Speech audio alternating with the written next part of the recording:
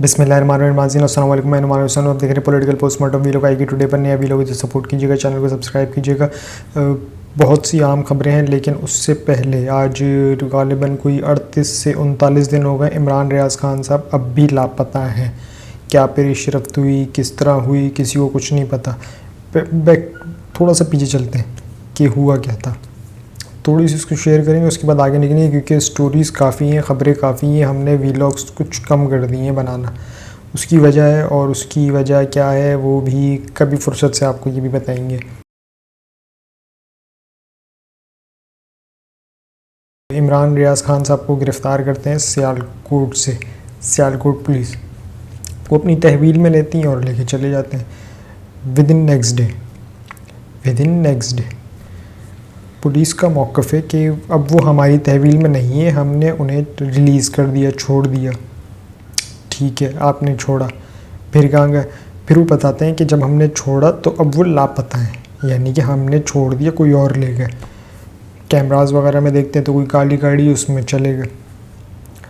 अब काली गाड़ी को कैसे पता था कि इमरान रियाज खान साहब इस वक्त, एक तो रात के टाइम छोड़ा गया, जो कि टाइम होता नहीं है रात के टाइम छोड़ने का। खैर, अब काली गाड़ी को कैसे पता चला गया कि रात के टाइम छोड़ा जाएगा? चले, छोड़ दिया और वो काली गाड़ी ले गई।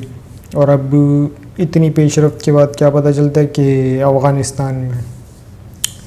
अच्छा जी, अब जो नेक्स्ट हियरिंग होगी, हो सकता है इसमें बोल दें कि अब अगली लोकेशन ट्रेस हुई है, वो इंडिया की है। ठीक है, फिर अगली पेशरफ्त होगी, उसमें बोला जाएगा अब वो यूक्रेन में, क्योंकि वहाँ पे जंग चल रही है, तो अभी कुछ कहा नहीं जा सकता। तो इस तरह से ट्रक की बत्ती के पीछे इधर उधर घुमाया जा रहा है। खैर, इस केस को फॉलोअप पे रखा हुआ है, और अज़हर सिद्दीक़ साहब और उनके अशफाक साहब जो एडवोकेट हैं, वो इसको देख रहे हैं, और उन्हें भी हम फॉलो कर रहे हैं, उन्हीं को ही हम फॉलो कर रहे हैं। लेकिन उनकी तरफ से एक अच्छी पॉजिटिव साइन ये है कि वो मुतमईन है, और उन्होंने ही कहा है बाकायदा एक आध ट्वीट्स में भी कि इमरान रियाज खान साहब जल्द इंशाल्लाह सामने आ जाएंगे। तो हम भी उम्मीद करते हैं और दुआ करते हैं कि इमरान रियाज खान साहब जल्द से जल्द बाज़याब हों, अगर तौबा किए गए, और अगर वो तहवील में है तो वो जल्द से जल्द रिहा हों। खैर, हम उम्मीद करते हैं और इंशाल्लाह वो जल्दी बाहर आ जाएंगे। पढ़ते हैं थोड़ा मुल्क की मईशत के ऊपर। मईशत के हालात बहुत ही कोई ख़तरनाक है, वेंड पे आप बोल सकते हैं कि बिल्कुल वेंड पे हैं। एक तो मईशत के हालात ऐसे, और दूसरा इनकी मुराद नहीं ख़त्म हो रही। अभी एक बिल पास होंगे, उसमें मुराद ये चेयरमैन सेनेट, यानी कि कौम मरती है मरे सानू की। साढ़ा रुपया भी नहीं कम होना चाहिए। हाँ, बढ़ ज़रूर जाए, लेकिन कम नहीं होना चाहिए। बाकी कौम मरती है, जहन्नुम में जाए, सानू उससे कोई मतलब नहीं है। हमारा सिर्फ उससे साल में एक बार ही मतलब होता है, और वो होता है इलेक्शन के टाइम पे, जब वोट लेने होते हैं, बस। उसके अलावा कौन कौम, कौन आवाम, कौन क्या, कुछ भी नहीं। असेंबली, घर, अयाशी, दैट्स इट, और कुछ भी नहीं। अब जो ये बजट पास हुआ, इसहाक डार साहब ने असेंबली में अनाउंस किया बजट, और जिसके IMF ने रिजेक्ट कर दिया। IMF ने उसको रिजेक्ट किया और कहा ये हमारे मतलब का तो बजट नहीं है, इसमें तो आपने टैक्सेस ही नहीं लगाए। और लीड कैप्चर, लीड का नाम है, उनको तो आपने एक तरह से छूट दी हुई है। ज़ाहिर है, आपने, अगर आप अमीर तबके को छूट देते हैं, समझ लें इस अमीर तबके ने 1000 रुपये टैक्स देने हैं, और आप इसे छूट देते हैं, आप बोलते हैं चल एक काम कर, तू 600 दे दे, 400 आप माइनस में। वो 400 कौन दे रहा है? ये गरीब आदमी।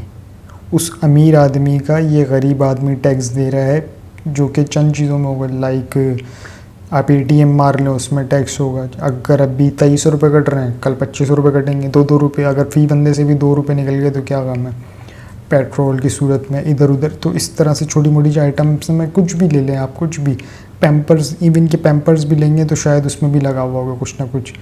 तो ये यहाँ से कवर किया जाता है आपसे उनका पैसा, क्योंकि आप उनको छूट दे रहे हैं तो इधर बोझ आ रहा है। हाँ, अगर आप उनको पकड़ लेना तो इन पे बोझ नहीं आएगा। जब इन पे बोझ नहीं आएगा ना, तो फिर आप बोल सकते हैं हाँ स्टेबल है, चूँकि ये कानून, ज़ाहिर है अब बात कानून की आ गई। चलें, अगर कानून की आ गई तो बोल ही देते हैं, चूँकि हमारे मुल्क में कानून का कोई नहीं है। जिस मुल्क में आइन टूट गया हो उसमें आप कानून की बात करते हुए मेरा नहीं ख्याल कि अच्छे लगते हो। जिस मुल्क में आइन टूटा हुआ हो तो उसमें आप कानून की बात करते, और कोई भी हो, चाहे वो वकील हो या फिर बैरिस्टर हो, मिनिस्टर हो, इवन के वज़ीर आज़म हो, उसके मुंह से खुदारा कानून की बात अच्छी नहीं लगती। जिस मुल्क में आइन टूटी है, आइन टूट गया, बात ख़त्म। याद है ना आइन टूटने की क्या सज़ा होती है? अगर नहीं याद तो गूगल कर लीजिएगा, हमें तो पता है, माजी का एक किस्सा भी है, तो हो सकता है कुछ हो जाए। आ जाए जी इस हुकूमत में। तो शहबाज शरीफ साहब अब जा रहे हैं फ्रांस से जाएंगे लंदन जाएंगे, भाई से मुलाकात करेंगे। चूँकि भाई ने उससे पहले ही 2 अहम रहनुमाओं से मुलाकात कर ली, जिसमें शाहिद खान अब्बासी साहब भी हैं। उन्होंने ज़ाहिर है जो भी तमाम चीज़ें ग्राउंड रियलिटी की तमाम चीज़ें बताई होंगी। शाहिद खान अब्बासी और मिफ्ता इस्माइल को इतना पसंद नहीं किया जा रहा और थोड़ा दूर रखा जा रहा है। अगर आप देखा जाए तो मुस्लिम लीग नून से थोड़ा सा दूर रखा जा रहा है। खैर, उन्होंने उनसे मुशावरत तो कर ली है और उनको यकीनन बता भी दिया होगा कि अब तक आप पाकिस्तान क्यों नहीं आए, क्योंकि आपको कोई पाकिस्तान लाना नहीं चाहता था। और अब जब ये जाएंगे तो इनसे प्रोग्रेस पूछी जाएगी कि भाई क्या हुआ। तो ये गले की घंटी है। अगर तो मेरा मशवरा है इनको, अगर तो भाई से मिलने जा रहे हैं ना, अव्वल तो एक सच बिल्कुल सच है ये बात। ये बोलते ना कि मीन में से शीन निकलेगा और ये निकलेगा वो निकलेगा, मेरा नहीं ख्याल कि ऐसा कुछ है। रहा सवाल भाइयों के, तो ठीक है, भाइयों में इख्तलाफात होते हैं, लेकिन शहबाज शरीफ साहब, ये बात 100% सही है कि वो मियाँ साहब के फ़ैसले से कभी इनकार नहीं करते, उनको आंखें नहीं दिखाते, इवन के उनसे डरते हैं और उनसे वाकई ही पूछते हैं।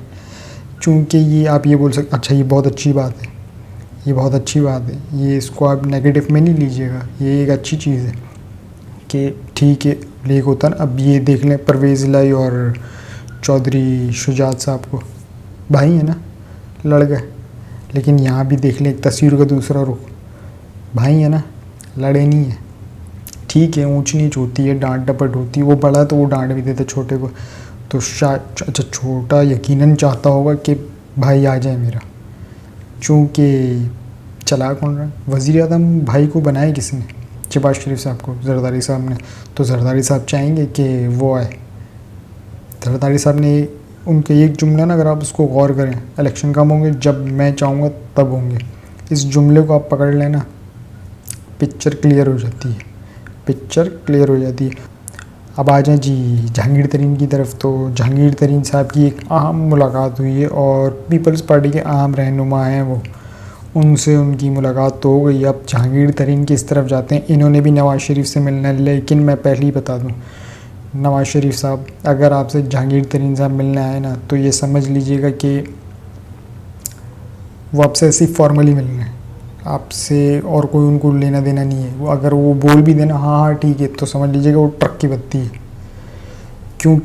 क्योंकि आपको ये बता दूँ ब्रेकिंग के तौर पे कि जहांगीर तरीन साहब जाएंगे पीपल्स पार्टी के साथ। जहांगीर तरीन साहब जाएंगे पीपल्स पार्टी के साथ, क्योंकि ऑफ़र ही ऐसी करो जो रिफ्यूज़ ना हो, फुल स्टॉप। ऑफ़र ही ऐसी करो जो रिफ्यूज़ ना हो, फुल स्टॉप। अब आगे आप सब समझदार हैं। आ जाए जी, ये अब जब हम थोड़ी देर पहले हमने कानून का जिक्र किया, तो कानून से एक चीज़ और याद आई, पाकिस्तान में कानून कब हरकत में आता है? पाकिस्तान में कानून तब हरकत में आता है जब कोई सानिया हो या कोई मर जाए। इसका मतलब कानून को हरकत में लाने के लिए आपका मरना बहुत ज़रूरी है, पहली बात। दूसरा, इस मुल्क में सानिया होना बहुत ज़रूरी है। अमूमन हमने यही देखा है। अब ले लें ग्रीस को, हालांकि ग्रीस में जो शिपव्रेक हुआ है, यानी कि कश्ती जो डूबी, जिसमें काफ़ी पाकिस्तानी, एक अफसोसनाक वाक़या यहाँ नहीं हुआ, लेकिन उसमें पाकिस्तानी थे, ह्यूमन ट्रैफिकिंग का काम। अब FIA हरकत में आई और जो उसमें इन्वॉल्व हैं ह्यूमन ट्रैफिकिंग में, उन्हें गिरफ़्तार किया जा रहा है। पहले भी हो सकता था, अब क्यों?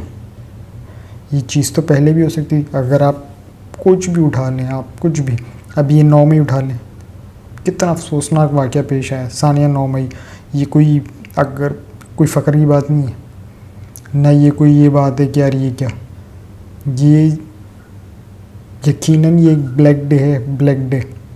जिस यौम शोक के तौर पे ना, ये मैं नहीं बोल रहा कि ये सिर्फ इसी साल मनाया जाएगा। अरे ये एक चीज़ कैलेंडर पे छप गई ना, ये बदतरीन दिन है, ये एक चीज़ छप गई ना, तो अब ये मनाया जाएगा, याद रखा जाएगा कि याद करो वो क्या हुआ था। ये जितने भी इसमें खैर इतने पकड़े हुए हैं, इनमें कुछ तो वाकई इन्वॉल्व होंगे, कुछ वो होंगे जिनको छोड़ा गया होगा कि जाओ शुरू हो जाओ, वो कहते हैं ना बहती गंगा में हाथ धो लो। और कुछ ऐसे होंगे जो बेचारे बेकसूर होंगे, जो बेकसूर होंगे अगर तो सबके ट्रायल शुरू होते हैं फ्री एंड फेयर। तो यकीन रखिएगा आप जितने भी अरेस्ट हैं, अगर आप बेकसूर हैं ना, आप बाहर आ जाएंगे।